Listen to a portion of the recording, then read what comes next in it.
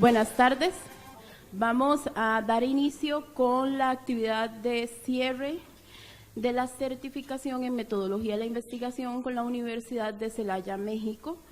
Inicio agradeciendo a la doctora Marta Trejos, rectora de la Universidad de Celaya, México, y al doctor Máximo Sequeira Alemán, rector de la Universidad Internacional de las Américas, por la firma del convenio que nos permite este intercambio académico. Agradezco, por supuesto, a los profesores de la certificación, la doctora Ana Cuevas, la doctora Paulina Mendoza y el doctor Roberto Hernández Sampieri. Un agradecimiento especial a las personas expertas del canal del periodismo de la universidad, que es los que permiten que esto hoy funcione como funciona, y al ingeniero Mauricio Rojas del Departamento de TI por el apoyo que nos ha dado este día pues en la preparación de la actividad, y a la periodista, la licenciada María José Chinchilla, que nos está ayudando pues también con las fotografías y demás, y al equipo de investigación, a Mariana y a Adriana. Y una felicitación en especial para ustedes por el trabajo que han hecho, por el intercambio de experiencias, de conocimiento que se ha dado a través de la plataforma. La actividad de hoy consiste en una conferencia dictada por los expertos. Posterior a la conferencia vamos a tener un espacio de preguntas en donde ustedes van a poder pues hacer las preguntas en torno al tema que deseen. Como el espacio que tenemos es limitado, vamos a evitar hacer preguntas que tengan que ver propiamente con el curso, es decir, todo lo que sean dudas sobre notas y demás, eso mejor por correo electrónico. Vamos a aprovechar la experiencia de los expositores para hacer preguntas en torno a la metodología de la investigación. Sin más preámbulo, damos paso a México. No sé si nos escuchan por allá, doña Ana, don Roberto, Paulina. ¿Sí? Perfecto, entonces iniciamos con ellos la presentación y posteriormente hacemos el espacio de preguntas. Buenas tardes, muchas gracias, doctora Joana. Agradecemos a nuestras autoridades, de igual manera de la Universidad Internacional de las Américas y de la Universidad de Celaya. Les damos la más cordial bienvenida a esta su casa, la Universidad de Celaya, que estamos próximos a festejar el próximo año nuestro 30 aniversario. Ustedes ya también son parte de nuestra comunidad universitaria al haber participado en esta certificación. Muchas felicidades a todos porque ha sido un gran trabajo. Sabemos que han dedicado mucho trabajo y ese trabajo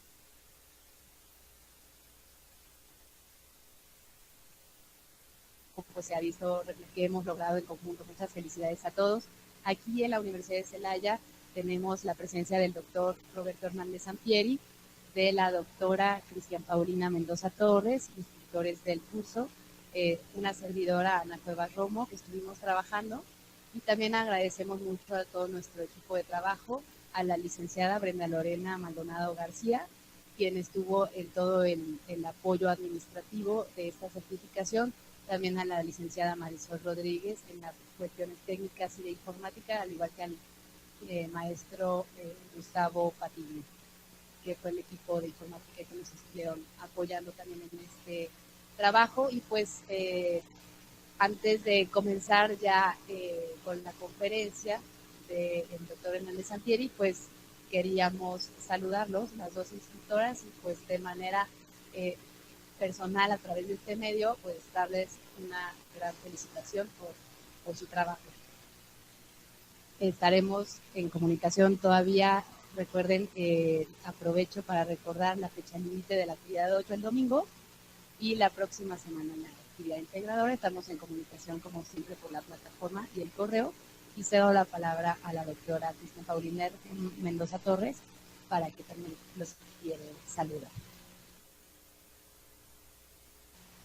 Hola, buenas tardes. Bueno, pues ya lo dijo mi compañera, la doctora Ana Cueva. Fue un placer trabajar con ustedes. Aprendimos también de igual manera de las aportaciones que nos hicieron a través de cada una de estas semanas, en las cuales fuimos trabajando en conjunto y nos compartían su visión, ¿no?, respecto a los enfoques que estuvimos revisando. Entonces, bueno, para nosotros es importante que se sigan sumando de la comunidad académica de su universidad a la nuestra para pues contribuir todos en el conocimiento que era el objetivo de este tipo de certificaciones. Les agradecemos mucho su tiempo, su presencia, su paciencia, el hecho de que hagan preguntas, que constantemente hayan estado en comunicación por el correo electrónico o bien por la plataforma. Bueno, pues esto se suma a todos los esfuerzos que nosotros como equipo buscamos para contribuir con nuestro granito de arena a lo que es la formación en competencias y habilidades de investigación. Muchas gracias.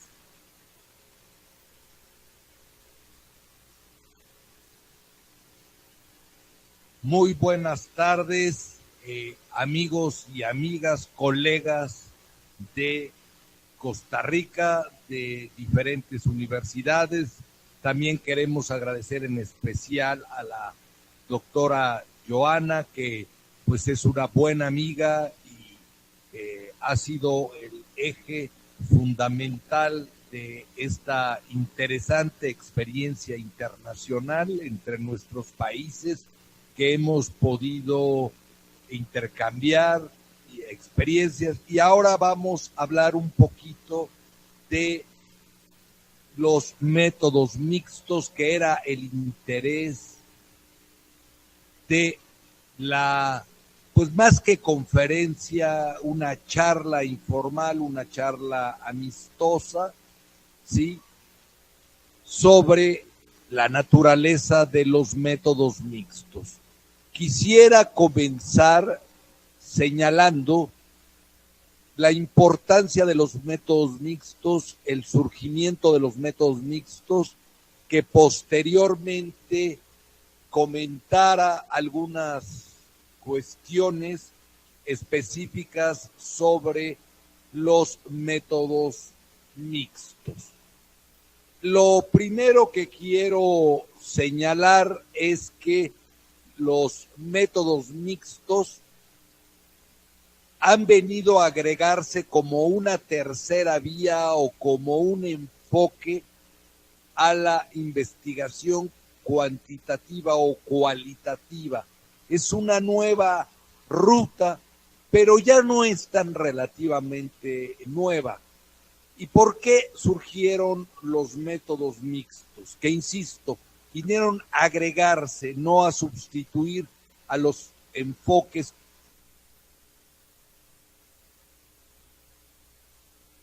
más tradicionales. Primero, cuando hablamos de métodos mixtos, ¿de qué estamos hablando?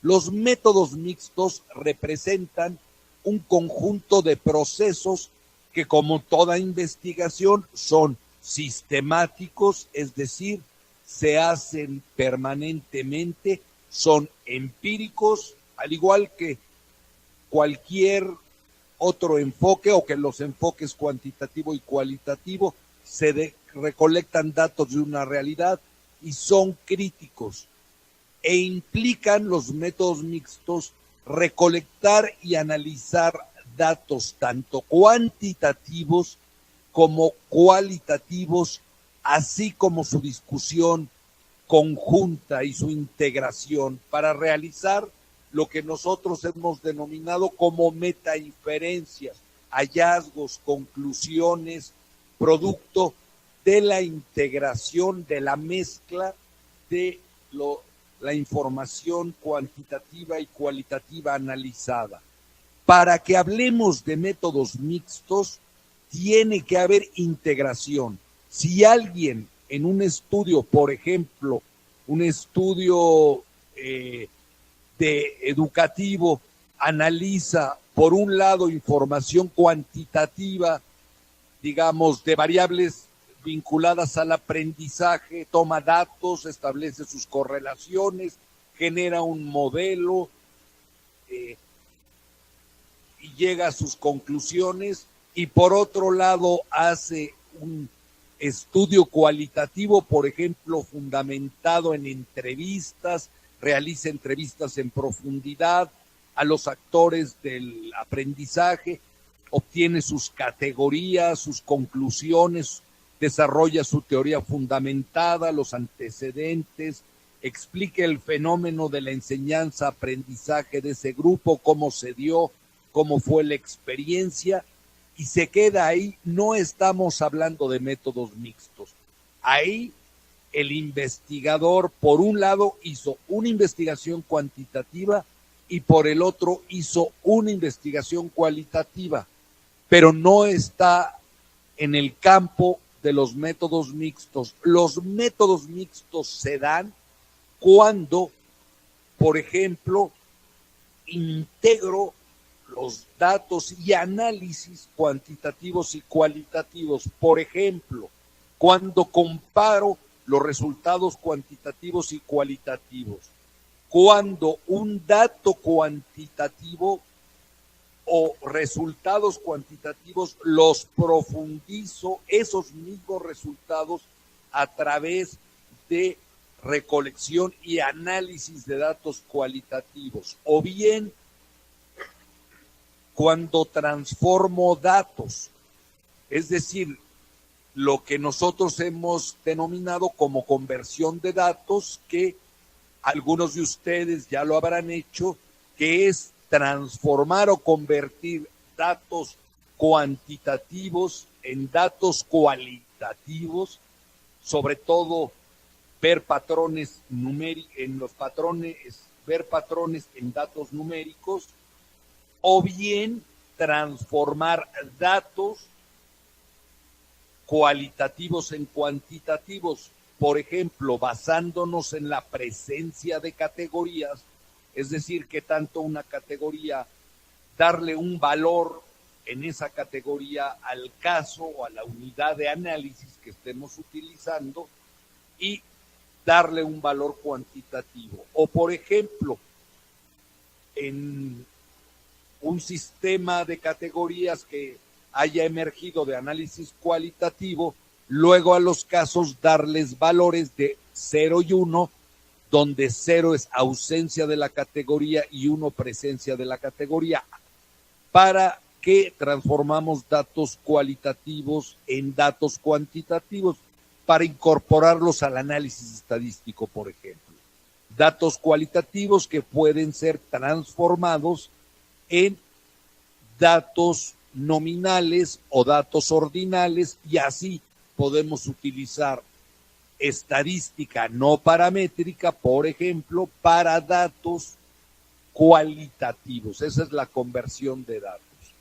O bien cuando un análisis cuantitativo lo sustentamos, ¿sí?, en resultados cualitativos, o viceversa. Por ejemplo, una regresión múltiple, es decir, un análisis lineal, causal, con varias independientes y una variables dependientes, podemos soportar como información adicional un resultado cuantitativo, por ejemplo, un peso beta, es decir, el peso que tiene la variable en la ecuación de regresión, en ver si fue la categoría más mencionada en los datos cualitativos. Insisto, y haciendo un corolario, para hablar de métodos mixtos tiene que haber integración de datos y análisis cuantitativos y cualitativos de manera sistemática. Los métodos mixtos se agregaron entonces a los métodos unimodales, tanto cuantitativos como cualitativos. En el caso de los cuantitativos, pues ya saben ustedes que nosotros los hemos propuesto a la clasificación de experimentales y no experimentales, y cada uno con sus diseños respectivos. Y los métodos cualitativos, que tienen diseños entre los cuales no hay fronteras, en eso siempre hemos insistido, porque los diseños, el término diseño en el mundo cualitativo adquiere otro significado, se refiere a un abordaje, pero en realidad en la investigación cualitativa sabemos que hay más de 50 tipos de análisis cualitativos, por ejemplo, análisis del discurso, análisis interpretativo, análisis semiótico, lingüístico, pero hoy en día, sobre todo para publicar, las principales asociaciones mundiales de investigación han definido y nosotros hemos propuesto que la investigación cualitativa también tiene un proceso de análisis,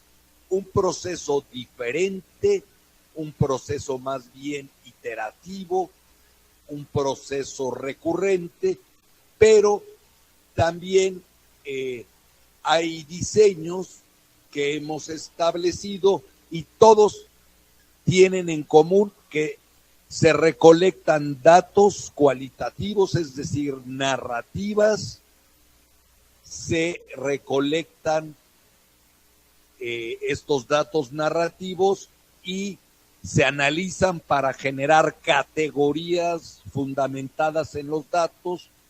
De ahí se analizan y definen las categorías que se refieren al planteamiento del problema, ¿sí? Y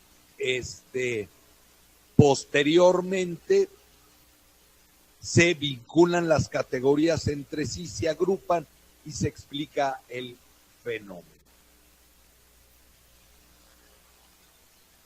Sí, para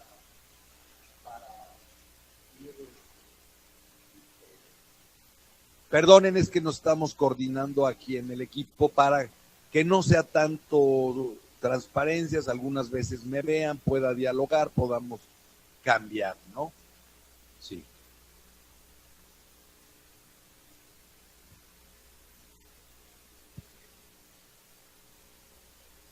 Para no hacerlo tan plano, a eso me refiero. Ok. Bueno, perdón. Okay. No, entonces seguimos. Perdón, allá, no había entendido una cuestión. Entonces, así vamos en el mundo de los métodos mixtos. Lo que yo siempre he sostenido es que no existe la investigación ni puramente cuantitativa ni puramente cualitativa, sino que tenemos entre esos dos extremos situados a prácticamente todos los estudios, porque un fenómeno no es ni totalmente cuantitativo ni totalmente cualitativo. Ya lo hemos platicado en varias ocasiones, que aún los fenómenos físicos tienen una parte cuantitativa y una parte cualitativa, como el tiempo. El tiempo cronos se puede medir, esas mediciones son relativamente exactas, pero el tiempo también tiene una parte subjetiva. El tiempo no pasa igual en la Tierra que en el espacio. El tiempo también transcurre diferente de acuerdo a la curvatura del propio universo. Es decir, hay varias dimensiones que inciden en el tiempo. El tiempo en los hoyos negros transcurre diferente. El tiempo a la velocidad de la luz es diferente. Lo mismo la presión arterial, que es otro ejemplo que podemos poner. La presión arterial aparentemente es algo completamente objetivo, ¿sí? Pero también tiene una dimensión subjetiva, porque no es lo mismo la presión arterial de un bebé que la presión arterial de un joven, que la presión arterial de un adulto o la presión arterial de una persona muy mayor, ¿sí? Entonces, estos métodos mixtos ya rompieron definitivamente con esta guerra de los paradigmas, que muchos de ustedes son muy jóvenes, pero es increíble que en los años 70 y 80 se dio este conflicto entre los paradigmas cuantitativos y cualitativos, ¿sí?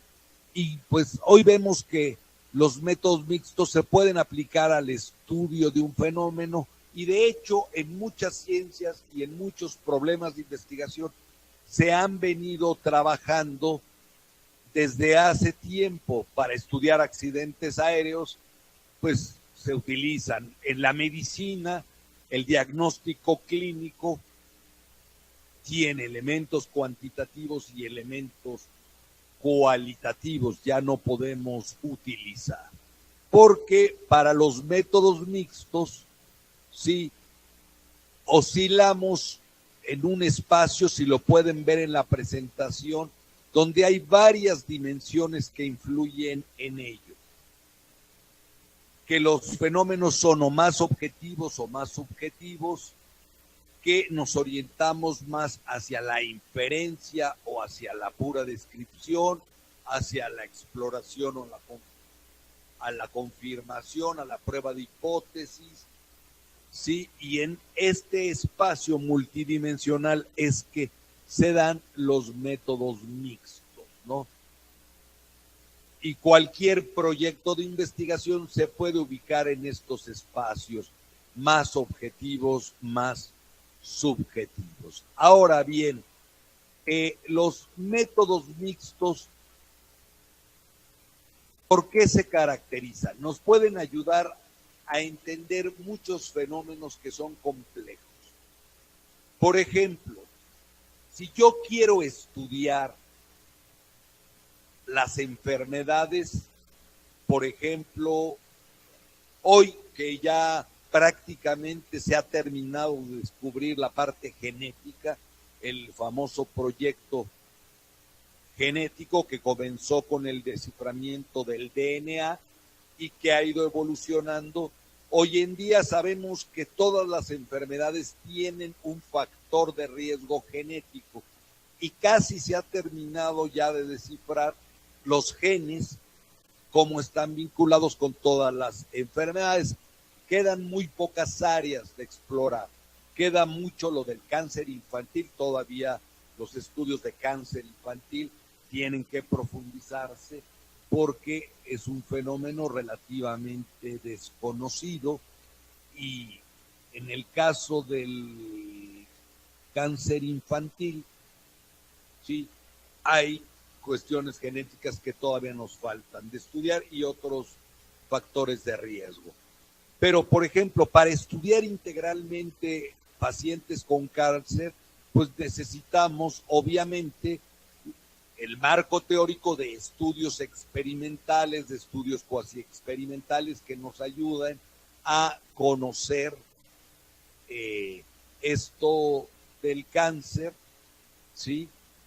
Y también necesitamos estudios cualitativos, por ejemplo, para preguntarle cómo como persona, como individuo, él percibe que el tratamiento le está influyendo, si le está doliendo algo, si no, por qué, etcétera. Entonces, la investigación cualitativa nos ayuda en una enfermedad a ver cómo está reaccionando por las propias descripciones. De hecho, un médico, cuando te hace un diagnóstico o cuando les hace un diagnóstico, siempre les preguntará, ¿te duele algo? ¿Qué te duele? ¿Qué tan intenso es el dolor? En ocasiones te aplicará una escala, el famoso cuestionario, por ejemplo, McGill para el dolor, pues te aplicará, pero también quiere ver la parte cualitativa, quiere ver cómo sientes tú el dolor, cómo lo defines, etcétera. Lo mismo cómo está reaccionando a un medicamento. En los enfermos de Alzheimer, la investigación cualitativa te ayuda a complementar algunos datos cuantitativos sobre las valoraciones que hace el individuo de su dolor, de sus molestias, de los centros del dolor, etcétera. Y en eso la investigación cualitativa ayuda las propias descripciones de los enfermos. Por otro lado, también la parte de sentimientos o de experiencia. cómo está experimentando el tratamiento la persona, porque cuando te enfermas, pues no es nada más la parte clínica, sino también tienes sentimientos, también te puedes desesperar de estar en la cama, de estar en el área de urgencias. Entonces, para entender las enfermedades, el Alzheimer, el Parkinson, estas enfermedades de relativamente reciente aparición, que no es que se hayan inventado estas enfermedades, lo que sucede es que la gente no vivía tanto tiempo. Ahí es donde los métodos mixtos pueden ayudarnos a comprender ese fenómeno. Lo mismo, muchos de ustedes son expertos y han hecho investigación educativa. Está bien la parte cuantitativa de evaluación de exámenes, de experimentos para ver qué método de aprendizaje funciona más, el método 1, el método 2, etcétera. La parte cualitativa te puede dar la experiencia humana del alumno, cómo se siente, cómo le influye, cómo lo motiva el método 1, el método 2. Y al final podrás analizar integralmente el impacto de ese método, analizando la parte cuantitativa y analizando la parte cualitativa,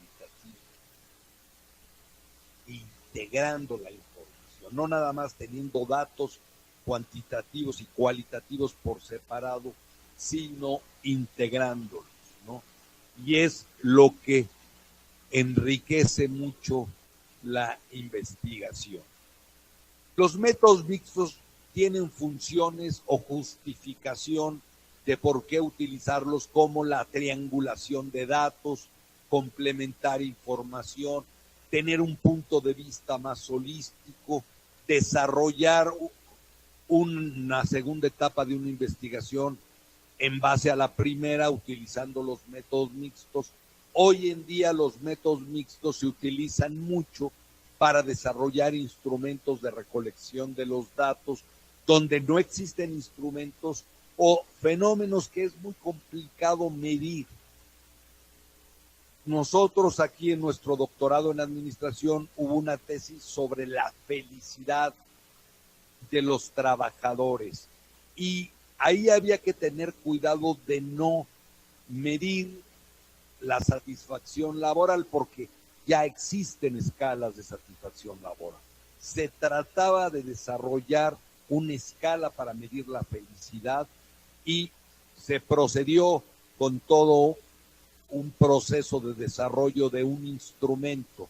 Pues bien, para medir este tipo de instrumentos se puede comenzar con una parte cualitativa, explorando cómo definen la felicidad, qué componentes hacen que el trabajador se sienta o experimente sensaciones de felicidad en su trabajo, y de ahí, de esas categorías que emerjan, podemos pensar en componentes de la felicidad, en variables de la felicidad, y en base a las citas o ejemplos que nos den de la felicidad, podamos todo integrarlo y construir un instrumento, las variables, los ítems, y después someterlo a un proceso de validación tradicional.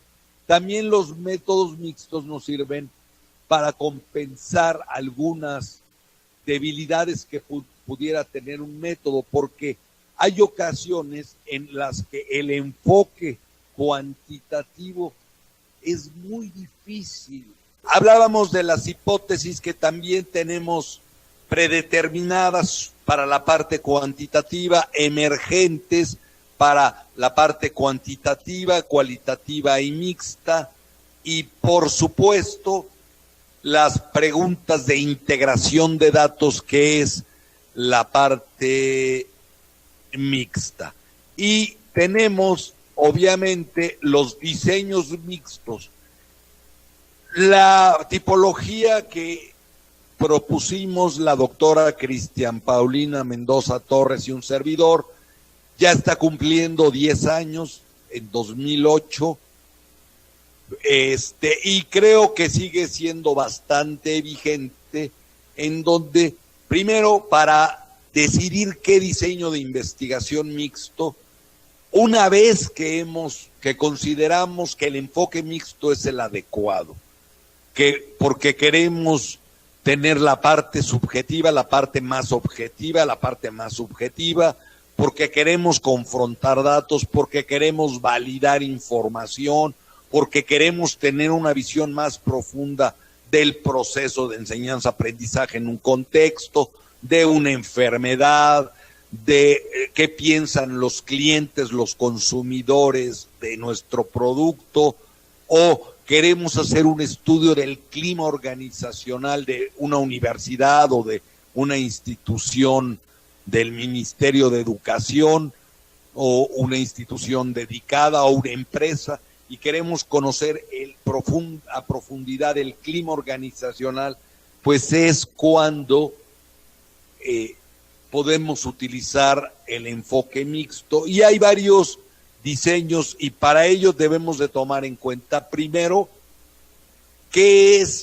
cuál es el peso que queremos otorgarle. Obviamente los dos son importantes, pero ¿cuál es el centro de nuestra atención?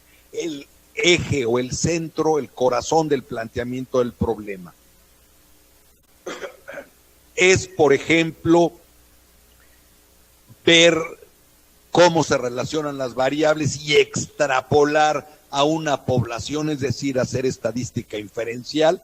Entonces ahí pues la prioridad la tiene el enfoque cuantitativo, y después podemos tener la parte cualitativa para profundizar en esa correlación que hallemos, para ver el por qué sentido tiene, etcétera. Lo segundo, o puede ser que el enfoque sea básicamente entender experiencias humanas, por ejemplo, de pacientes de Alzheimer que están viviendo, o el caso de un ejemplo que vamos a poner en la nueva edición de metodología de la investigación, que fue una tesis que supervisamos, de un doctor que analizó la problemática de los cuidadores de personas que habían llegado al área de urgencias de un hospital con accidente cerebrovascular en estado de gravedad.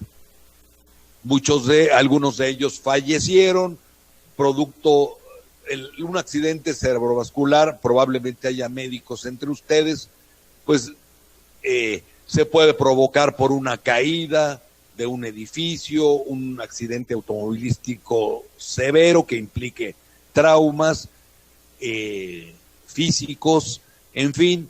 Y entonces, para entender toda la situación, la vivencia, el centro es el enfoque cualitativo, pero podríamos aplicarles escalas de ansiedad a los cuidadores, escalas de sentido de vida, etcétera, para complementar y llegar a un enfoque mixto.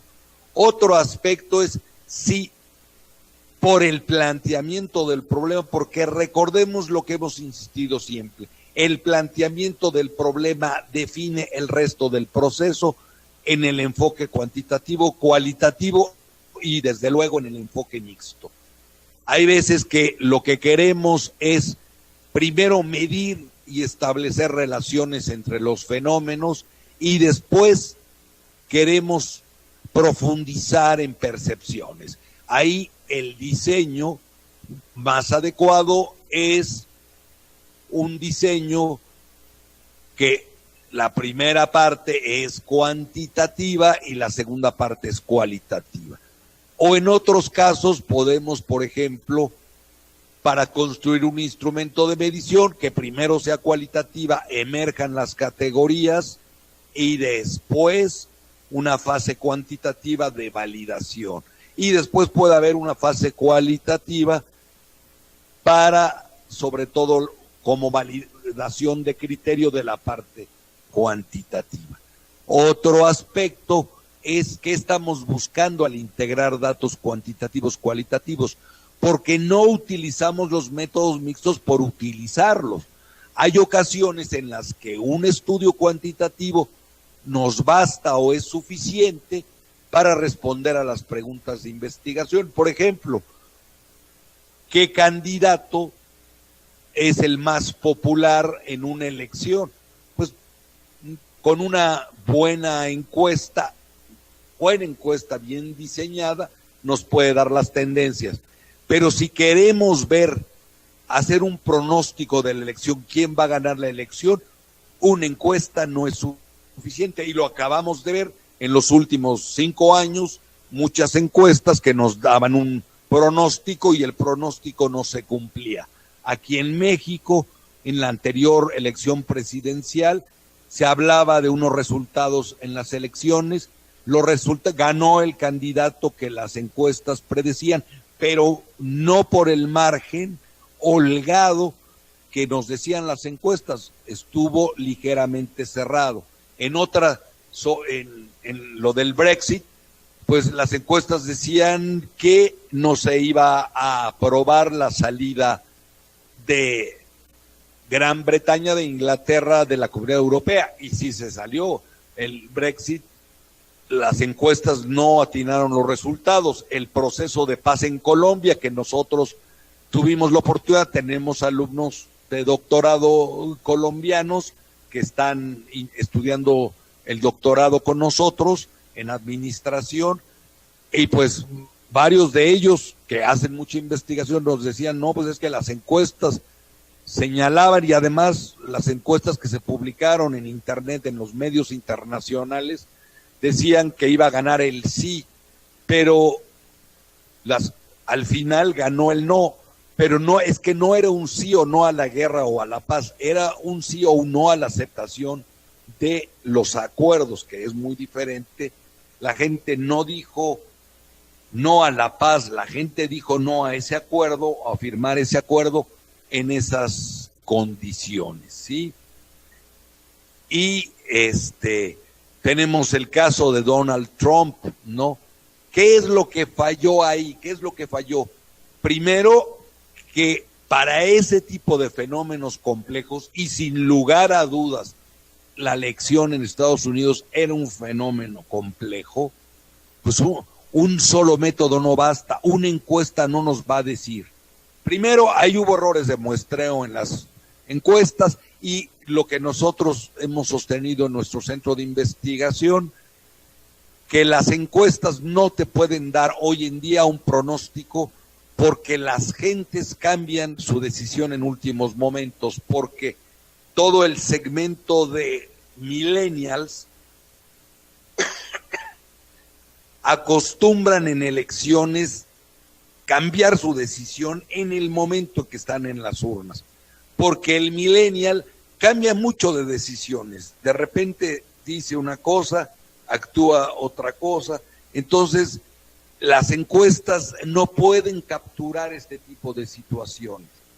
A las encuestas, en el caso de Donald Trump, que debieron de haber sido muestras más grandes, porque el universo es muy variado, debieron agregarse partes o investigaciones cualitativas para ver cuáles eran el sentimiento norteamericano. Había mucha gente, toda la clase media, que estaba cansada de la política en general, de ciertos programas oficiales como el Obamacare, etcétera, y pues que era cuestión de entender, de ver las señales, ¿sí?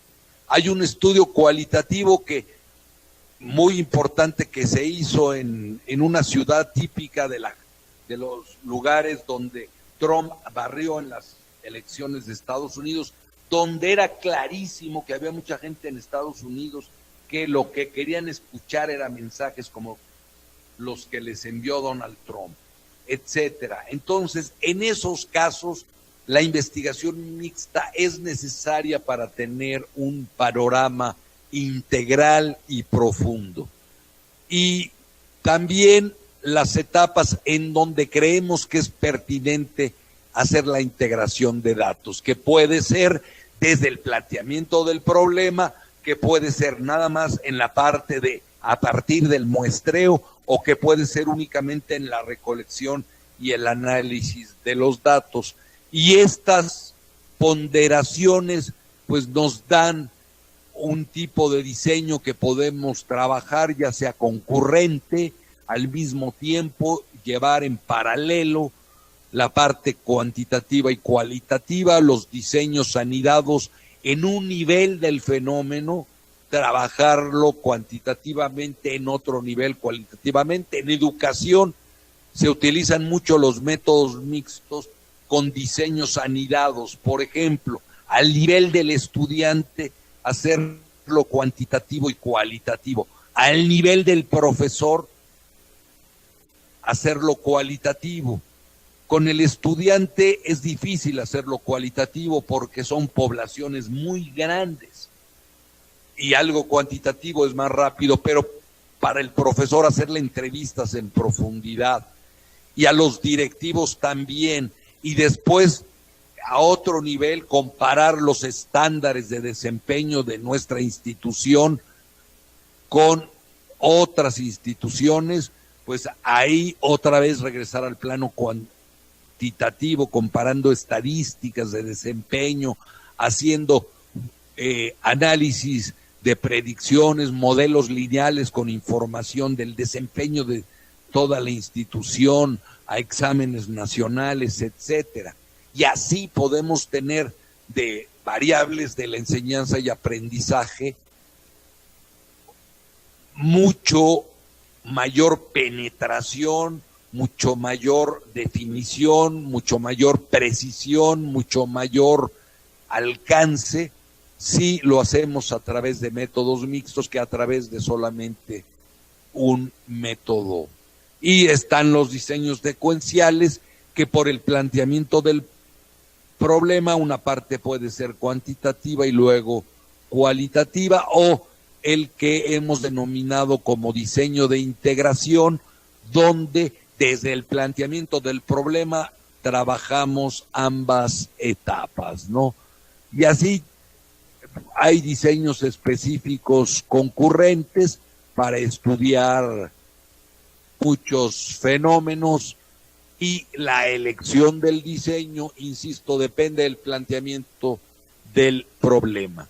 Y pasando un poco ya a la parte, ahorita respondemos preguntas de los diseños, nuestra clasificación que hemos propuesto, bueno, pues la tienen en su libro, en básicamente 8 diseños mixtos. El muestreo puede variar, hay muestreo para métodos mixtos, que es un balance entre lo que es la capacidad de generalización, de extrapolación, y la capacidad de saturación de datos, y finalmente lo que importa es responder al problema de investigación. Sí, y hay instrumentos para datos cualitativos, narrativos, e instrumentos para datos numéricos, cuantitativos, y hay instrumentos que se pueden trabajar para los dos. Las encuestas pueden trabajarse con codificación numérica o de texto a preguntas abiertas, las entrevistas igual, los grupos de enfoque, la observación puede ser completamente cuantitativa o puede ser más bien cualitativa. Los registros y documentos también se pueden trabajar en ambos niveles y trabajar datos de ambos tipos, ¿no? Y pues la parte de análisis tenemos para los datos cuantitativos análisis predeterminados, estandarizados, que ya todo el mundo sabe más o menos que el análisis cuantitativo lleva una secuencia. Siempre lo primero es la confiabilidad y validez del instrumento y la objetividad, ¿no? Por ejemplo, a través de coeficientes de confiabilidad, a través de métodos de confiabilidad, la validez haciendo análisis correlacional con el constructo, haciendo muestreo de ítems, por ejemplo, de instrumentos de medición, y la validez de constructo a través de el análisis de factores, o si tenemos datos no paramétricos, a través de cuadrados múltiples y otras técnicas estadísticas. Para la parte cualitativa, pues también tenemos confirmación de fuentes, tenemos representatividad de voces y otros criterios para analizar la calidad de la parte cualitativa. Y para lo mixto, pues tenemos cuestiones de rigor de integración de los datos.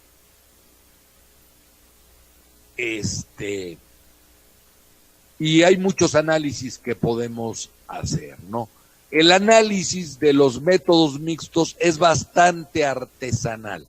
Así como el cuantitativo lleva una secuencia, como habíamos dicho, primero validez, confiabilidad, luego estadística descriptiva de las variables y luego estadística inferencial de prueba de hipótesis. El cualitativo, nosotros hemos propuesto un no sistema en el libro que ustedes leyeron, los que hayan leído esta parte cualitativa, que implica generar categorías, que implica analizar qué tan importante o destacada fue cada categoría por el número de frecuencias, por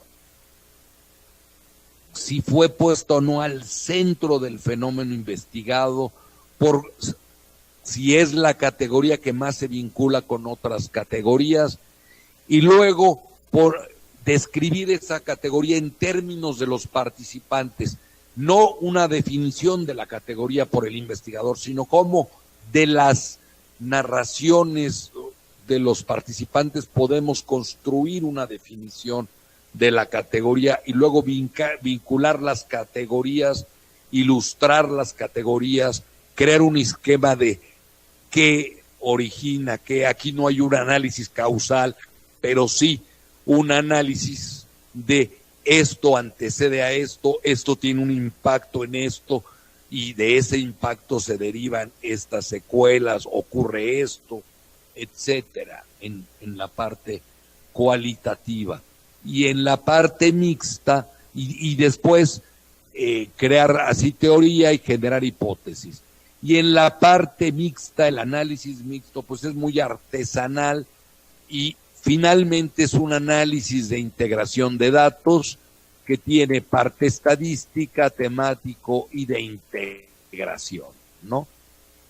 Donde obviamente hacemos para el análisis de integración, voy un poquito más rápido, para el análisis de integración pues tenemos, por ejemplo, para diseños concurrentes, la cuantificación de datos, que es transformar datos cualitativos en cuantitativos y ya meterlos a todos los análisis paramétricos que conocemos, o cualificar datos cuantitativos, es decir, darles a coeficientes, ¿no?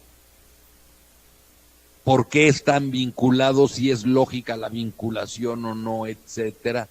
Y después podemos comparar resultados cuantitativos con cualitativos, que es el nivel mínimo que exige el análisis mixtos. Comparar mis coeficientes, mis tablas, etcétera, con mis categorías. Por ejemplo, yo puedo hacer una regresión múltiple, un modelo lineal, y puedo ver los pesos beta, ¿sí? Ver cómo se llama, si los pesos beta son significativos o no, y si esos pesos corresponden de los datos cuantitativos de mi modelo lineal, corresponden a las categorías más mencionadas o posicionadas al centro del proceso o del problema de investigación que estoy analizando, y empezar a consolidar datos, ¿no? Puedo comparar, integrar datos, en fin, puedo yo, por ejemplo, ver un análisis de factores, cuáles fueron los factores que emergieron y ver si corresponden a las categorías. Y les digo, puedo jugar con los datos cualitativos, sí los puedo transformar en el libro y en la página web. Hay un capítulo donde se habla más a fondo de ello, ¿no? Y puedo así comparar pues un coeficiente con la fuerza entre dos variables con si la gente identificó esas dos variables como categorías o algo similar y si ¿cómo se llama? Pudieron hacerlo, ¿no? Ahora, hay muchos ejemplos que en el libro están trabajados como investigación mixta y creo que lo más interesante va a ser ahora responder algunas preguntas sobre los métodos mixtos y en general sobre la investigación.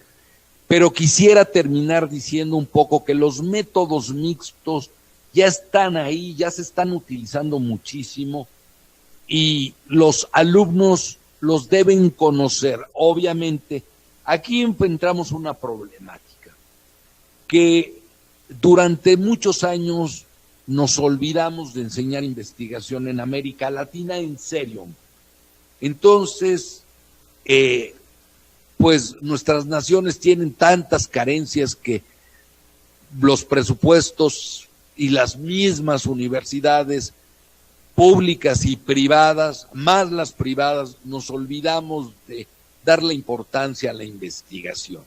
Entonces, los estudiantes salieron sin saber de investigación. ¿Y esto qué está haciendo? ¿Cuál es el efecto? Que en sus trabajos no apliquen el método científico, entonces la toma de sus decisiones es un poco al ensayo y error, pero a veces ensayan con personas, o cuando uno va con un médico que medio estudió investigación a la hora que hacen el diagnóstico, por eso de repente tiene que ir uno con un médico que te dice una cosa, otro que es falta de preparación. Hay otros médicos, conozco uno, el esposo de Joana, por cierto, que es de esos que sí hacen investigación y tenemos profesionistas que no llevaron investigación o que no están llevando investigación, entonces pues van a ser no malos profesionistas, pero no van a desarrollar todo su potencial. Y por eso es importante que les enseñemos investigación, que los motivemos y que les demostremos cómo en su vida les va a servir la investigación en su vida diaria, ¿sí? Entonces, pues, tenemos que fortalecer la investigación y la enseñanza, y bueno, fue un breves apuntes sobre los métodos mixtos, da para mucho el tema, y bueno, esperamos que les haya gustado. Perdón por la interrupción técnica, por mis señas, que estaba yo aquí, porque yo no sabía que me estaba viendo la cámara, entonces pues perdón por las señas que andaba haciendo y la interrupción de señal. Muchas gracias.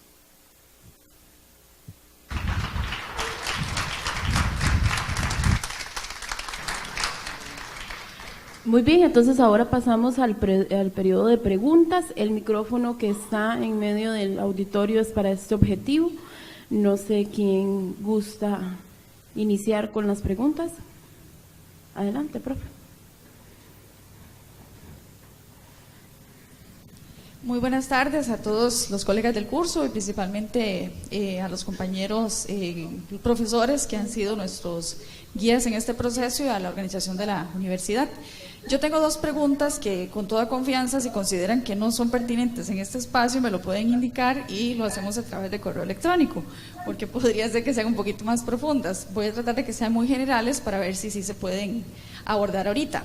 Uno de ellos es Con respecto al tema de los trabajos que se hacen como prácticas profesionales o tesis a nivel de las universidades. En muchas ocasiones nosotros valoramos en algunos de los temas como un poco, más bien forzado, tratar de aplicarles o categorizarles tantos elementos relacionados con metodología de la investigación, porque son trabajos, en el caso mío, soy de administración de empresas, entonces hay ciertos trabajos, no como una investigación de mercado, que obviamente sí le aplica muchísimo estos aspectos, ¿verdad? Pero otros como manuales de puestos, manuales de procedimientos, diseños de evaluación del desempeño, que el problema que hay en realidad es que no existe, hay una carencia, ¿verdad?, del producto como tal. Entonces ya de hecho poner el problema, ya uno lo ve como demasiado sencillo, ¿verdad? Carencia de, o inclusive plantearlo como pregunta es difícil, ¿verdad? Entonces también otros aspectos que a veces valoramos nosotros es, esto no es un estudio de casos porque es una empresa, lo estamos haciendo solo para una empresa. ¿Es esto caso tipo? Que fue de hecho una parte de lo que no profundizamos, porque algunos capítulos por ahí nos brincamos algunas cosillas, que sí nos queda a nosotros como tarea, ¿verdad?, seguir profundizando. Esa es una de las preguntas, o sea, para trabajos como esa naturaleza, manuales de puestos, manuales de procedimientos, modelos de evaluación del desempeño, como les digo, que son muy específicos de una empresa que se les va y se les resuelve. Como decimos nosotros, suena más a trabajos de consultoría, ¿verdad? Pero se hacen a nivel de estudiantes en procesos de práctica profesional. No sé si queda clara esa pregunta para continuar con la segunda. Ok.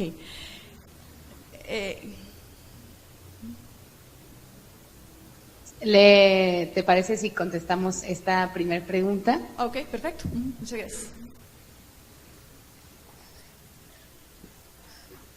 Bueno, sí, ese tipo es consultoría, pero también te ayuda a la investigación aplicada.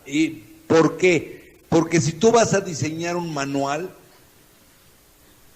por ejemplo, de reclutamiento y selección, pues puedes empezar, como lo hace la mayoría de la gente, a redactar, pues más o menos qué se me ocurre, o los muchachos buscarían en internet otros manuales y a ver qué saco de aquí, qué saco de allá.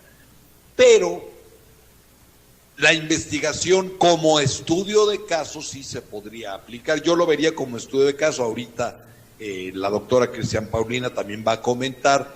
Yo lo vería como un estudio de caso, donde valdría la pena entrevistar, sí, primero al que lo está solicitando, a los directivos, qué es lo que ellos quieren que se comunique, con algunas entrevistas, y luego hacer mi revisión de la literatura, que es más profunda y que sí que es más profunda que nada más ver qué manuales hay en Google y qué manuales te encuentras en otros disparadores de internet, sino hacer un estudio para ver qué características debe un manual, revisar, hacer análisis de contenido de los manuales y poder estructurar un mejor manual más de acuerdo a lo que te piden, y después puedes pilotearlo en una pequeña muestra a ver si se comprende, a ver qué le falta, a ver si responde todas las dudas. Yo es así como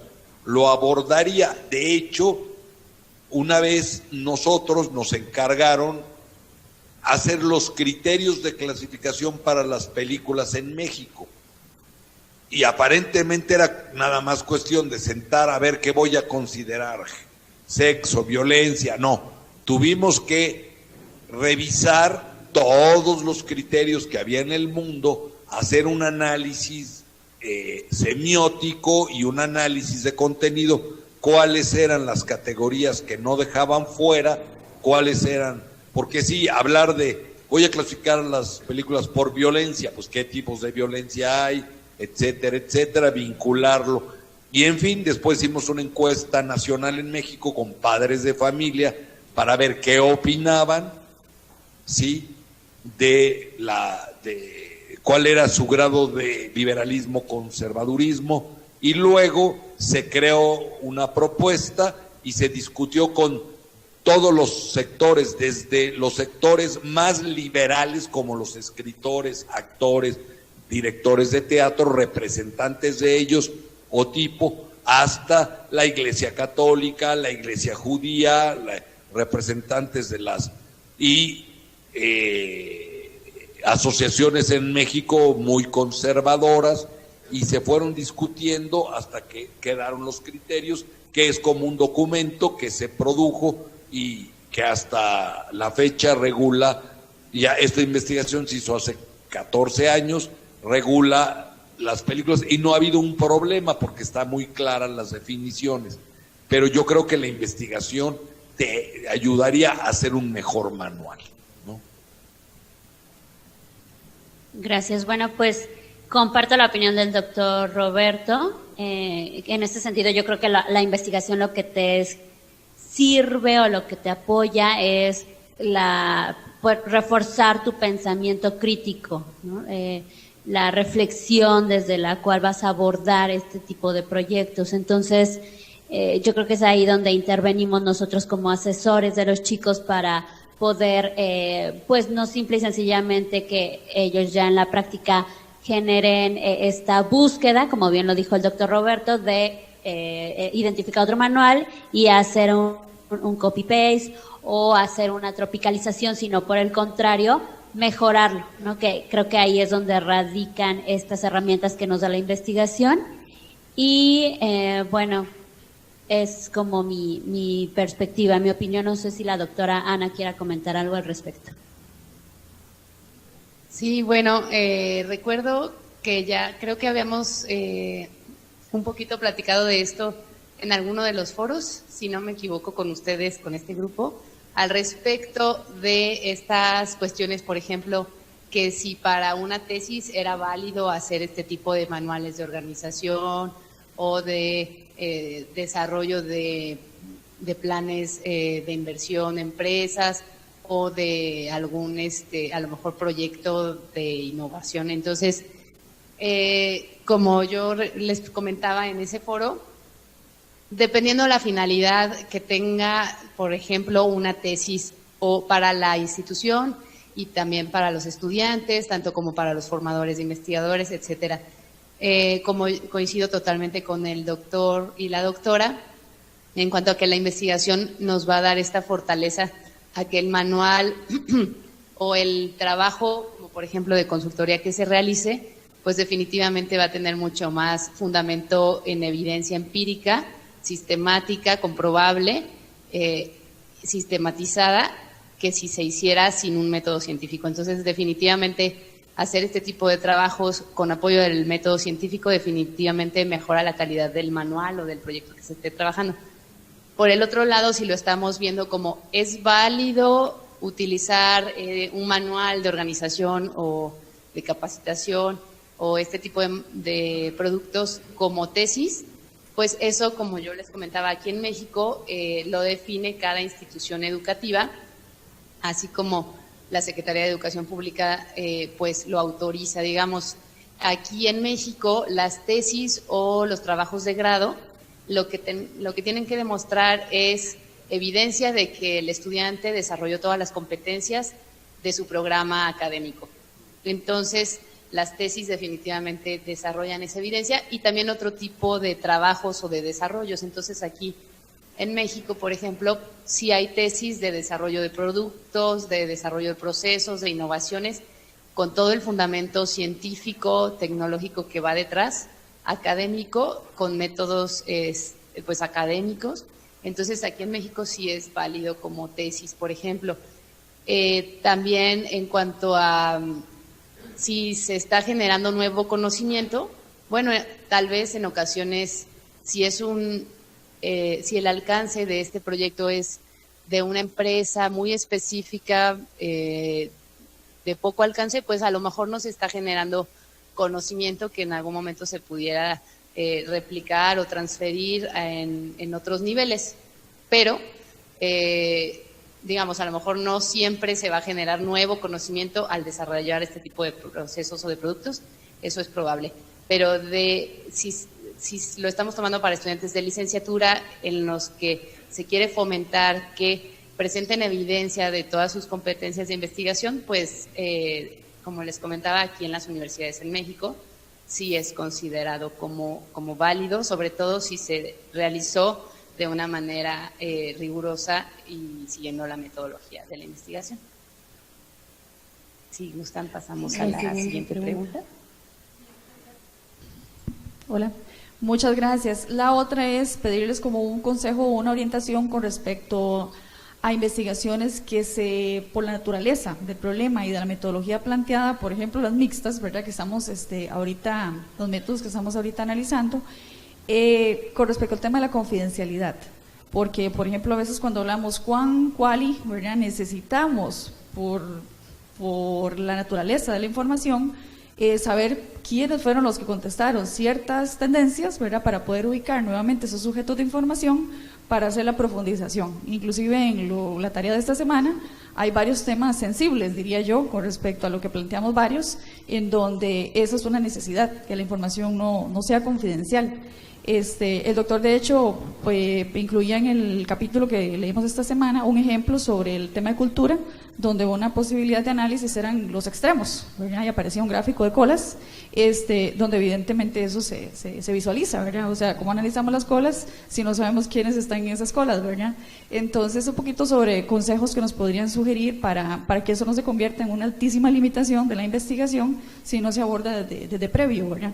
Y tal vez de la pregunta anterior, lo que me quedó un detallito por ahí es con respecto a que me dijeron que sí podía hacer estudio de caso aunque fuera una sola empresa. Entonces no tiene que ser un caso tipo, y si esto es investigación-acción. Esos serían los únicos dos detalles que me quedó del anterior. Muchas gracias.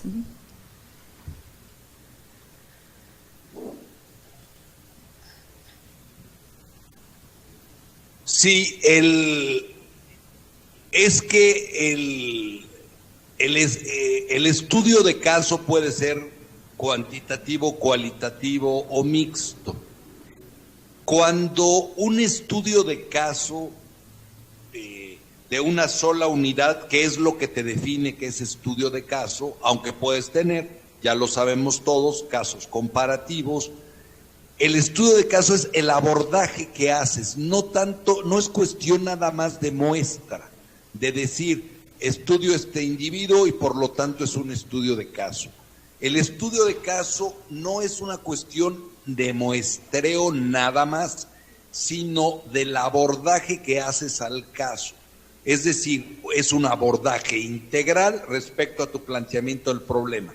Cuando haces un estudio de caso clínico de un individuo o de una comunidad, no es nada más que eliges ese individuo, esa comunidad, sino que lo abordas integralmente. Al individuo abordas si su problema es un caso, por ejemplo, de Alzheimer y quieres estudiar sus temores, etcétera, para preparar enfermeras que traten a ese tipo de pacientes, pues es el abordaje que haces del caso, no es nada más su enfermedad, su entorno, cómo vive, sus antecedentes, cómo se comporta, cómo era antes la persona de tener Alzheimer, porque todos sabemos que una persona con Alzheimer empieza a ser agresiva. Si la persona tiene una personalidad autoritaria y agresiva desde antes, va a ser muy agresiva. Si la persona era tranquila, va a ser poco agresiva, pero sí va a ser agresiva, es una condición del Alzheimer. Y tienes que ver sus cuidadores, el lugar donde está, su estilo de vida, otros padecimientos vinculados al Alzheimer, cuál es su historial clínico, etcétera. El abordaje de caso es integral. Lo mismo la empresa. No es nada más que digas, estudia una empresa y su cultura, y eso es un estudio de caso. Tienes que estudiar la historia de la empresa, cómo llegó hasta ahí, por qué se dan esos valores. Es decir, el estudio de caso es una cuestión de diseño y de abordaje.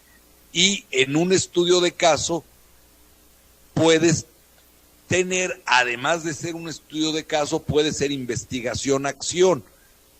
Y puede ser investigación-acción participativa, es decir, sí las propias gentes de la empresa te ayudan a hacer la investigación, construyen significados, etcétera, ayudan en todo el proceso, desde el planteamiento del problema hasta la interpretación de resultados, ya se convierte en participativa.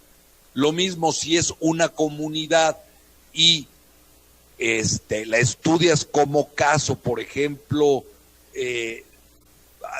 me acaba de llegar un famoso estudio, acabo de revisar un famoso estudio que se hizo en Guatemala de procesos de duelo en una comunidad que llegaron y asesinaron a niños, mujeres. Fue lo que se llama una matanza en una comunidad en Guatemala en los años 80 y se estudió como caso de violencia, del porqué, de cómo el ser humano es capaz de hacer ese tipo de cuestiones, cómo vivieron el proceso de duelo en lo individual, como comunidad, pudieron salir, qué les hizo falta, cómo se les hubiera podido ayudar, etcétera.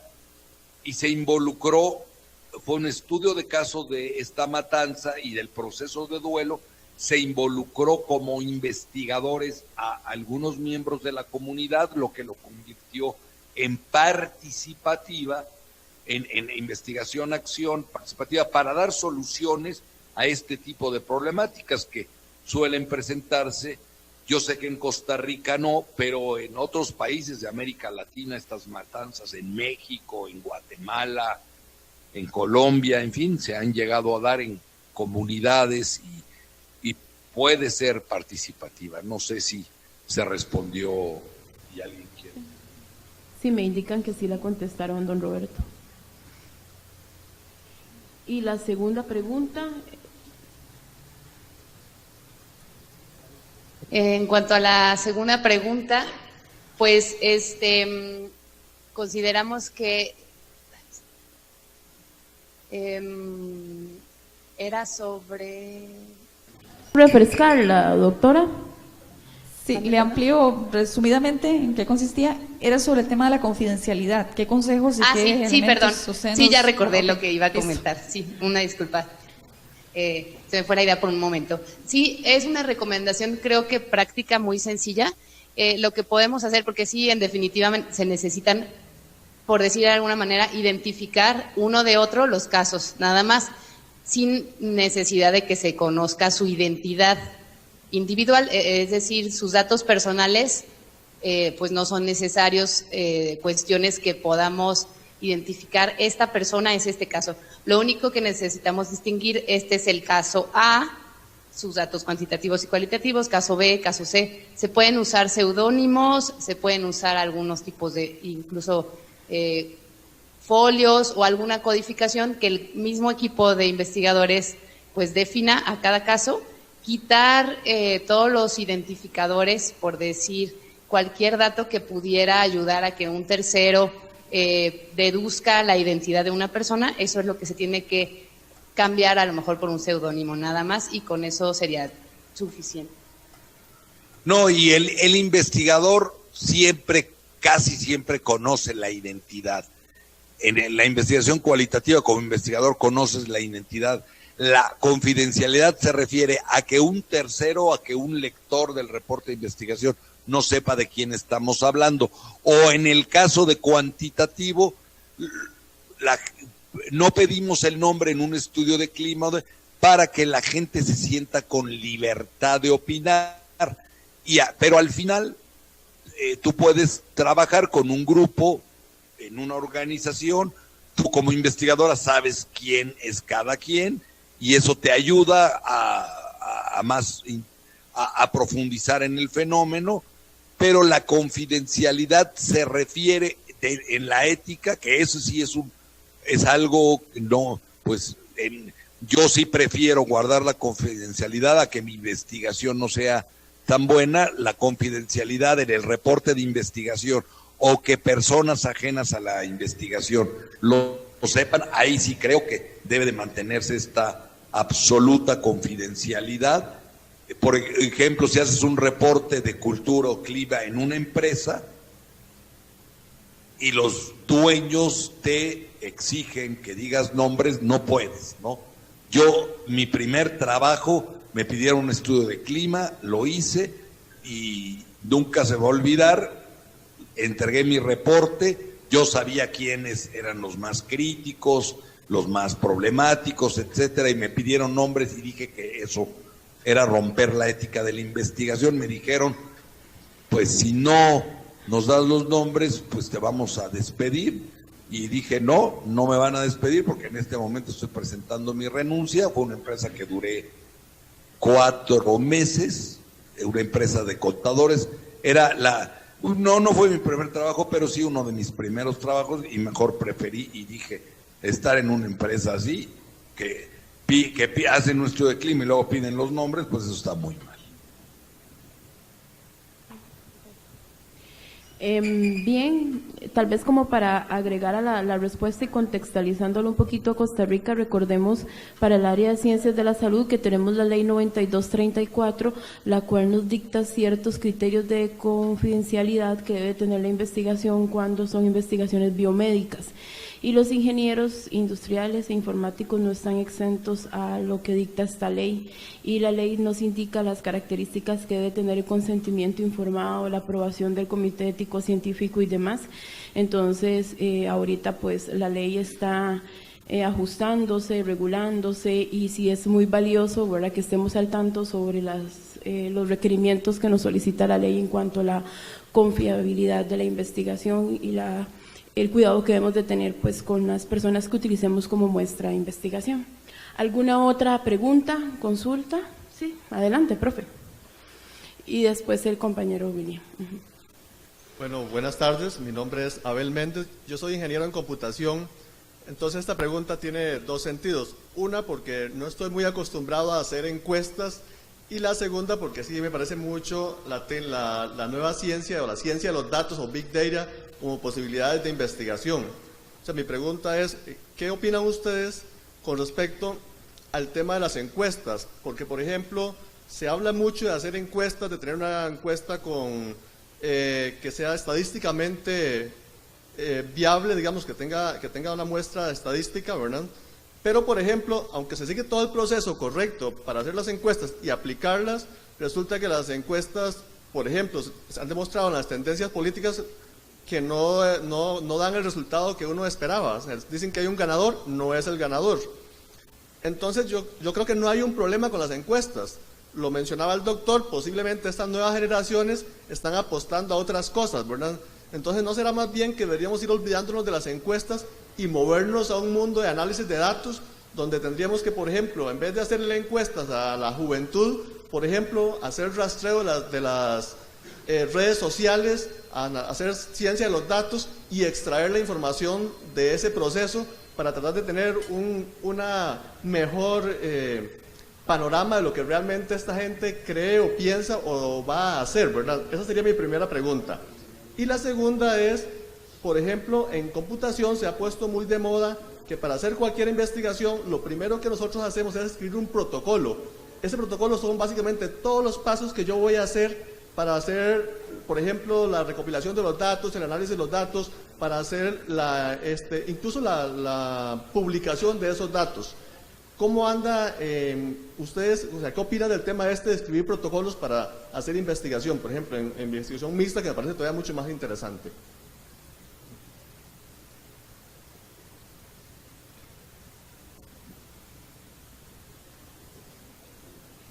Bueno, en esta primera parte de la ciencia de datos o Big Data, pues sí, como lo comentaba ya en su conferencia el doctor, pues la encuesta no es un único método, a lo mejor ha sido sobreutilizado. Claro que nos dan tendencias, pero claro que también tienen su nivel de confianza y su intervalo de confianza, entonces siempre pues se deben analizar los datos con también estos niveles de confianza, intervalos de confianza, y complementar con otras cuestiones. Muchas veces los Big Data pueden servir para ciertas poblaciones, todo depende también, como siempre lo comenta el doctor Hernández Sampieri, del objetivo de la investigación, porque si estamos hablando de jóvenes millennials, pues sería muy adecuado, pero a lo mejor si estamos hablando de otros segmentos de la población que no tienen tanto acceso a las tecnologías de información, pues tal vez no sería tan recomendable, pero sí sería recomendable buscar otras técnicas complementarias. Sería lo que quería aportar. Les quisiera decir a los presentes, imagínense, cierren sus ojos por favor, imagínense que es domingo en la mañana, ¿sí?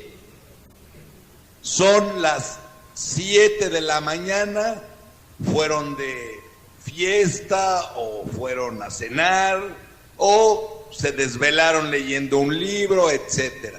Son las 7 de la mañana y suena el teléfono, ring, y de repente les dicen, quisiéramos saber qué opina usted del presidente de la República.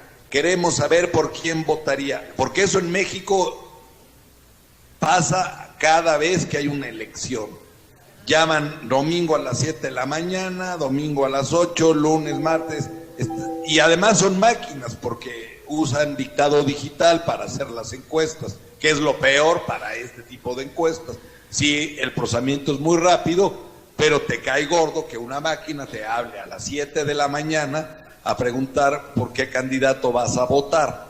Ya de ahí sabemos que ese no es el método adecuado, que no va a capturar tus intenciones de voto, que lo que vas a hacer es colgar, si es una máquina, si es una persona, bueno, pues probablemente le digas, si eres muy educado, que no es el momento de hablar, que sí te puede hablar a una hora más decente, como decimos en México, etcétera.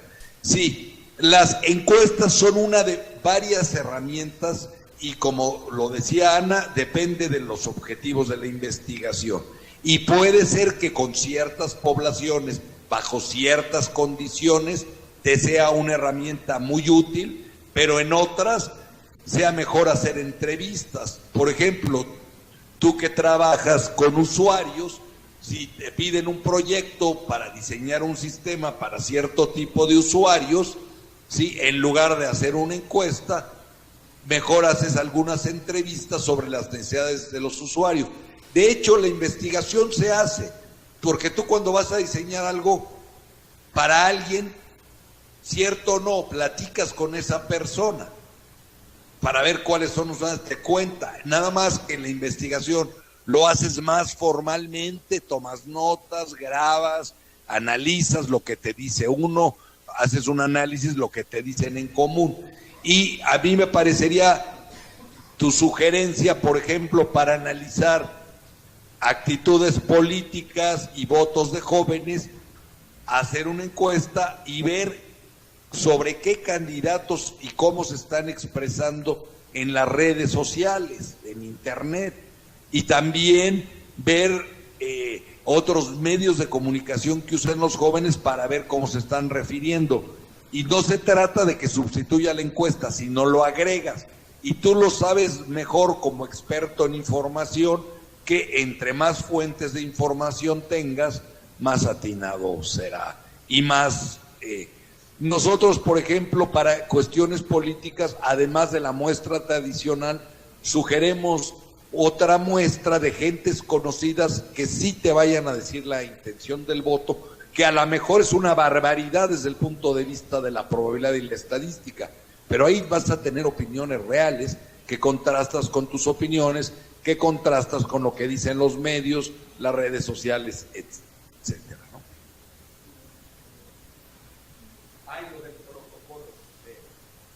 Bueno, respecto a la segunda pregunta, queremos comentarles que tenemos un software que se llama IDEA. Entonces, este software ustedes pueden revisarlo, consultarlo en el sitio web que se llama IDEA Proyectos, generador de... En Google le pones IDEA Generador Proyectos de Investigación y la segunda búsqueda hasta el día de ayer te sale la página de ese software. Es un software que tiene un costo trabaja en Word, tiene un costo de $6, es para hacer proyectos de investigación, pero además hay un capítulo en la página web del libro que ustedes tienen. En la contraportada viene la dirección web, es un capítulo sobre protocolos de investigación, cómo hacer un protocolo cuantitativo, cualitativo, mixto y para estudios de caso, y lo descargas gratuitamente, El software no, el software tiene un costo, no llega a $6, pero sí tiene un costo, es una licencia única y trabaja en Word. Ahí te explicarán todo lo del software y aparte tienes ese capítulo en la página web del libro. Ok, bueno, pues ya lo comentó el doctor. Si quieren les ponemos el sitio web, ahí como un anuncio, un aviso de Blackboard, para que puedan seguir profundizando en el mismo y bueno, ya quien esté interesado pueda descargar la licencia. Gracias. Bueno, muchas gracias. Compañero, sí, su pregunta.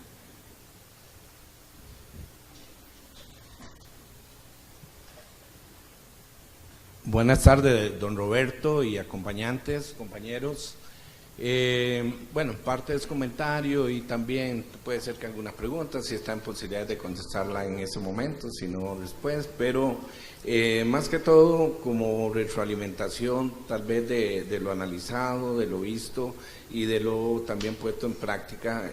Yo trabajo en el Instituto Nacional de Aprendizaje, específicamente en el núcleo textil, como encargado del proceso de gestión tecnológica. Entonces, parte de nuestra labor es realizar, digo yo, proyectos de investigación. Tal vez la primera pregunta sería si una evaluación de impacto, ya que estoy en una institución educativa de formación, capacitación profesional, si una evaluación de impacto de per se o de hecho, puede categorizarse como un método mixto. Y también tomando en consideración que cuando se hace un instrumento para este tipo de estudios hay que hacer tal vez, más bien la otra pregunta sería si el documento explícitamente no dice si es cuantitativo o cualitativo mixto, si podemos sacar la conclusión con solo el análisis y la lectura de la metodología y revisando los instrumentos de recolección de datos, porque saco de conclusión de que si en el instrumento de recolección vemos preguntas para contestar sí o no, ya eso yo lo asocio a un 0, un 1 y con la posibilidad de ser cuantificado eso que en principio es cualitativo. Igual categorizaciones de preguntas entre excelente, satisfecho, muy satisfecho, bueno, malo, regular, etcétera. Lo mismo que cuando se plantean en el mismo instrumento preguntas abiertas. Entonces digo yo, bueno, si ya al revisar el instrumento por sí trae preguntas abiertas, trae preguntas de sí y no y escalas, podría yo de una vez llegar a la conclusión que ese estudio es mixto, porque son aspectos recogidos en el campo de los cuales yo puedo llevar al plano cuantitativo. Básicamente eso asociado a una evaluación de impacto. Y el otro asunto es que regularmente nosotros, los proyectos que llevamos a cabo, tratamos de desarrollarlos de tal manera que la oferta formativa nuestra se vea impactada de una u otra manera, ya sea mediante el diseño de un programa, de un módulo en específico o la modificación de algún objetivo contenido o uno o dos objetivos contenidos en un módulo en particular. Entonces, por lo que leo, concluyo de que proyectos que hemos llevado a cabo como confección de ropa para mascotas, confección de productos con telas con acabados especiales, y así puedo seguir enumerando una cantidad, en vista de que se hacen una serie de instrumentos, por ejemplo, instrumentos dirigidos a los docentes, instrumentos dirigidos a los confeccionistas o productores, instrumentos dirigidos al público en general o a los consumidores, que van cargados de una serie de preguntas. Si bien por las limitaciones económicas que tenemos no podemos pensar en trabajo en grupo o talleres, sino que se destina un único investigador a desarrollar ese proyecto, resulta que ese investigador tiene que desarrollar un trabajo de campo e interactuar con las diferentes categorizaciones de personas y recoger muchas de la además de que el instrumento puede llevar algunos datos cuantitativos, también recoger información del entorno, las características del local, de la empresa, el equipo que se utiliza, la maquinaria, la actitud que tiene la persona, si tiene o no características de líder, de dónde mando y todas esas cosas que en su conjunto nos ayudan a tener una mejor visión del proyecto para enriquecer el proyecto. Muchas gracias.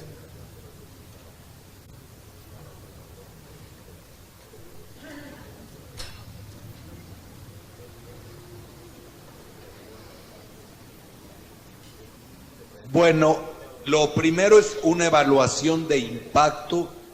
Puede ser un método mixto, puede ser cuantitativa, cualitativa o mixta, o bien, pues idealmente para mí la evaluación de un impacto educativo, por ejemplo, sí es más conveniente que sea mixta para ver no solo la parte de aprendizaje, sino cómo se cambió a la persona, ¿no? Desde el punto de vista cualitativo. Entonces, sí, no toda investigación de impacto tiene que ser mixta. Habrá algunas que sean muy cuantitativas, que se quiera medir el impacto en 2 variables o en 3, y se mide antes y después, y bueno, con un diseño experimental o cuasi experimental. Lo segundo es que viendo el planteamiento del problema y viendo el método, visualizas si hay una intención del investigador de que sea mixta, pero es hasta el análisis y las conclusiones o el capítulo de discusión cuando te das cuenta si es o no mixto. Si nada más reporta estos datos cuantitativos, por ejemplo, tú ponías en un cuestionario, si se utiliza un cuestionario con preguntas sí, no, luego con preguntas de escalas cuantitativas y luego con preguntas abiertas, datos cualitativos, y se reportan, ahí no estás haciendo investigación mixta, ahí estás reportando un instrumento mixto que captura datos cuantitativos y cualitativos y lo reportas, pero no puedes hablar de que tienes una investigación mixta.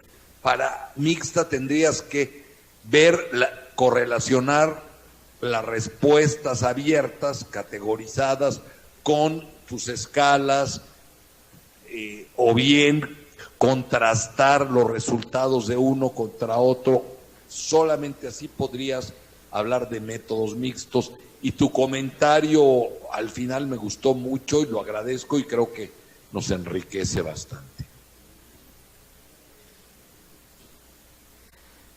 Gracias. Bueno, pues complementario a lo que señaló el doctor Roberto, yo hago un ejercicio con mis alumnos donde en el capítulo, en el sitio web del libro de investigación hay un capítulo donde nos marca algunos indicadores para una investigación cuantitativa, cualitativa, para que uno vaya autoevaluándose. Entonces, con artículos o con proyectos de investigación, yo se los otorgo y a partir de esos parámetros que les otorgo del sitio web del libro, es que vamos haciendo este ejercicio en paralelo.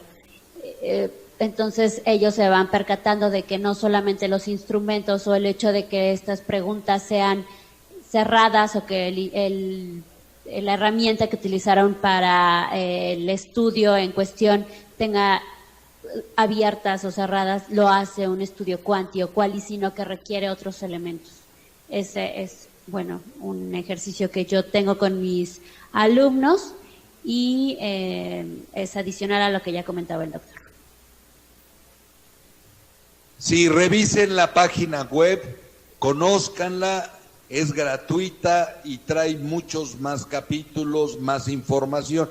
Todavía no se ha implementado la fe de ratas, pero fuera de eso hay muchos ejemplos cuantitativos, cualitativos, hay un ejemplo mixto, en fin, utilicen eso. También les recomendamos nuestro nuevo libro de investigación, en donde las coautoras son precisamente Ana y Cristian Paulina, que es para escuelas técnicas, que se llama Fundamentos de Investigación, que presentamos con Joana hace algunos días, bueno, algunas semanas. Gracias. Por cuestiones de tiempo, el periodo de preguntas ya debería estar cerrando. Me parece que el compañero tiene una, quizás si la hacemos breve para que... Bueno, muy buenas tardes a todos y buenas tardes, doctor Roberto, doctora Ana, doctora Cristina. Una pregunta es, bueno, un comentario y pregunta así rapidito. Mi nombre, bueno, David Guadamuz, yo soy profesor de sociología en una universidad acá. Uno de los problemas que más nos podrían confundir a la hora de establecer cuál es el método más indicado para cada caso es que tal vez estamos dejando de lado un poco las tradiciones de las disciplinas académicas, ¿verdad? En esto la epistemología tiene mucho que ver, ¿verdad? En el sentido de la disciplina académica nos va a orientar mejor qué tipo de método voy a utilizar para una cosa, para otro, para un objeto de estudio, para algo más positivista, más fenomenológico. Entonces, ese era el comentario específico con respecto a cuando tenemos alguna confusión de qué método usar, por ejemplo. Y la pregunta ya concreta que quiero hacer es, ya que ustedes, ¿verdad?, han trabajado en la educación durante todo este tiempo, y reconocemos que en América Latina existe una deficiencia en el tema de la enseñanza de la investigación, ¿qué consejos podrían darnos ustedes para mejorar nosotros la didáctica de la investigación? Muchas gracias.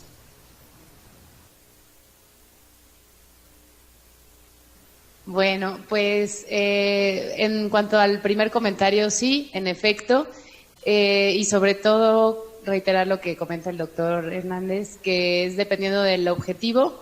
Básicamente necesitamos medir el fenómeno, generalizarlo, necesitamos cuantificar, necesitamos hacer análisis estadísticos con ciertos niveles de confianza, pues el cuantitativo, o necesitamos profundizar en percepciones subjetivas del fenómeno y comprender en profundidad, pues cualitativo. Necesitamos ambas cosas.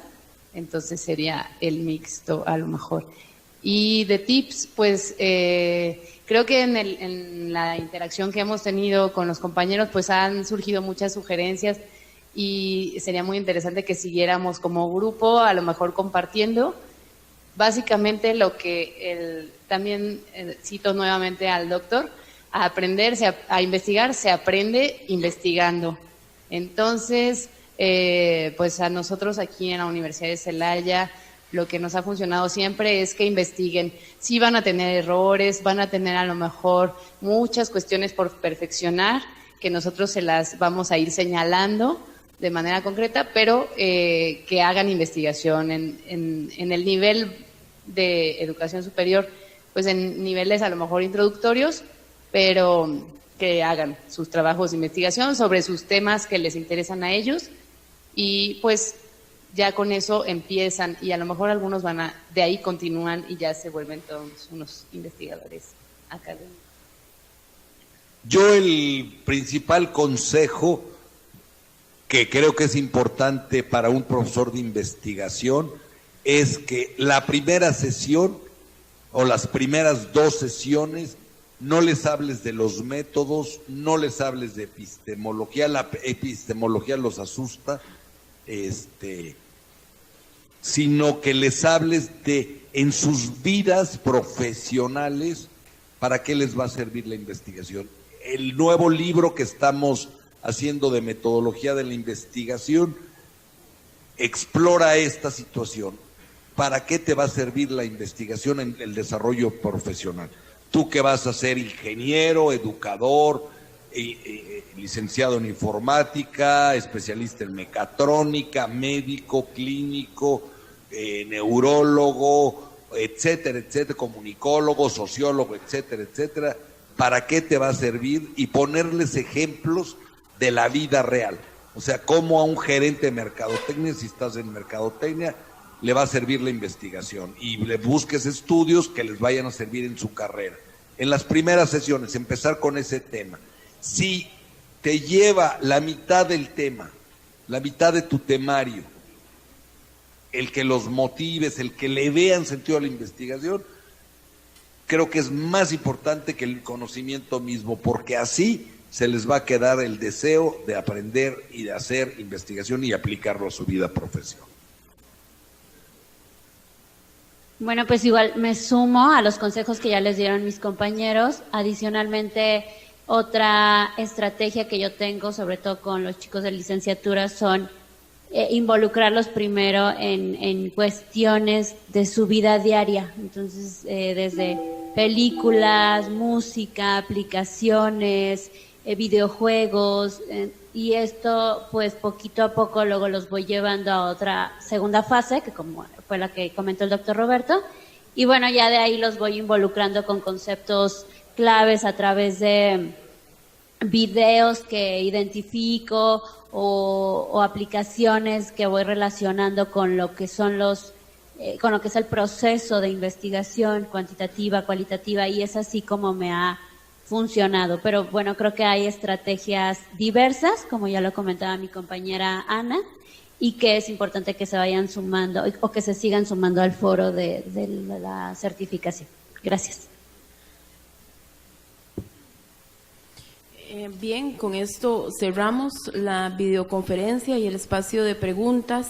Doctora Ana, doctor Roberto y doctora Cristian Paulina, este aplauso de cariño es para ustedes, es un agradecimiento.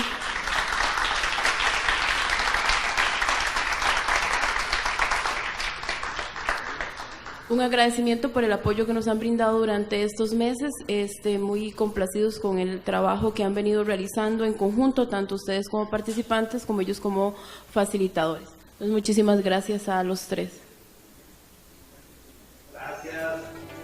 Gracias, Joana, por todo. Saludos por allá a todas las de la universidad y muchísimas gracias. Muchas gracias, doctora Joana, y todos los participantes. Felicidades.